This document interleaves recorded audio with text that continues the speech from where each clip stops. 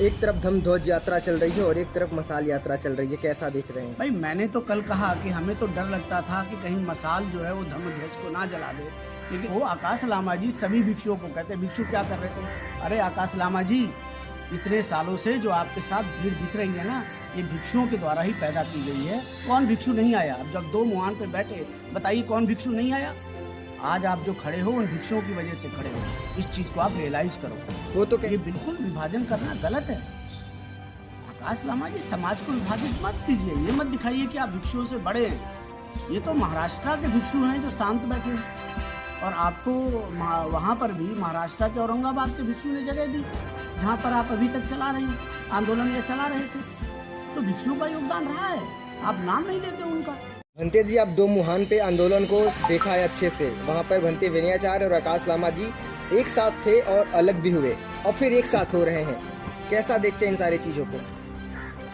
देखिए, पूरा समाज जो है अलग होने का कारण भी जानता है, और उस अलग होने के कारण में जो सबसे महत्वपूर्ण बात थी वो थी FIR, जो विनयाचार्य जी के ऊपर कराई गई।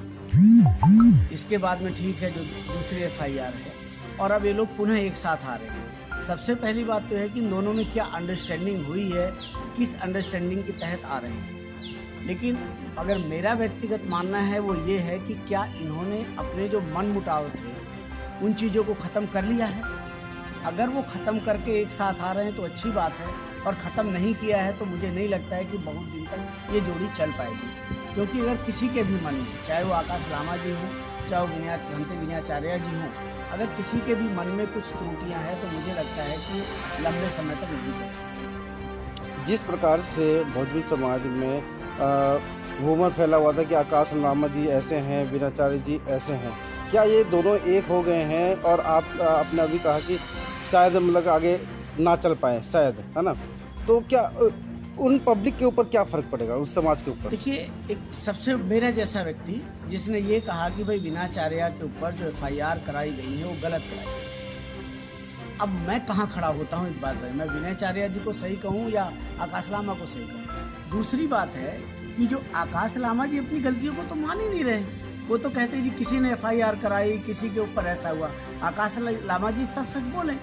फिर आकाश लामा जी ये भी बताएं कि 12 तारीख को वहाँ पर किसने कहा था कि बाबा साहेब और भगवान बुद्ध के नारे नहीं लगाने हैं? मैंने तो कल उनके मुंह पे बोला कि आकाश लामा जी 12 तारीख को किसी ने कहा। ऐसा आंदोलन में कहा गया था? बिल्कुल 12 तारीख की बात है, मैं वहीं पे था। मैंने तो कल, आप मेरी स्पीच में देखो, मैंने आकाश लामा जी के सामने बोला है। तो जो आंदोलन है वो एक सच्चाई के साथ चले, ईमानदारी के साथ चले। दूसरी बात है कि इसके अंदर एक मनमुटाव पैसों को लेकर, नेतृत्व को लेकर के हुआ।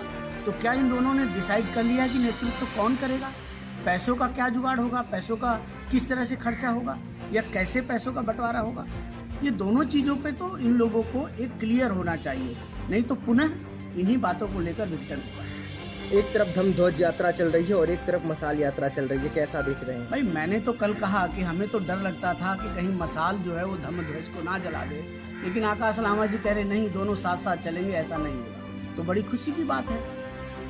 लेकिन एक चीज मैं कहना चाहूंगा, देखो ये आंदोलन समाज का है, ये आंदोलन खाली विनयाचार्य और आकाश लामा का नहीं है।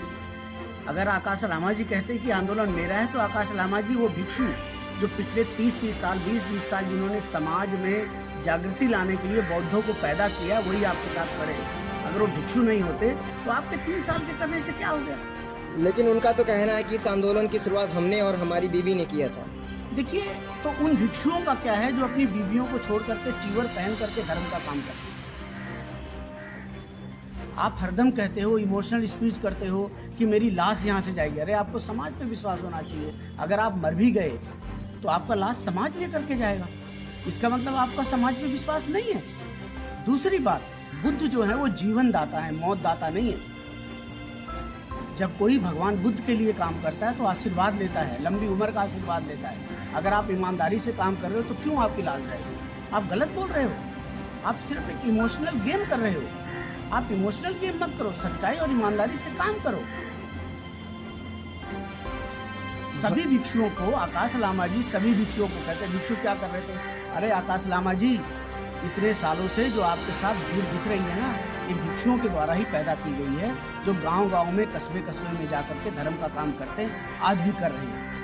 वो भिक्षु लोग निर्लज्ज होकर के समाज के सामने पैसा इकट्ठा करके नहीं कुछ करना चाहते, वो कर रहे हैं और सबका सहयोग है। आप उन भिक्षुओं के आगे हाथ जोड़ करके खड़े तो होइए।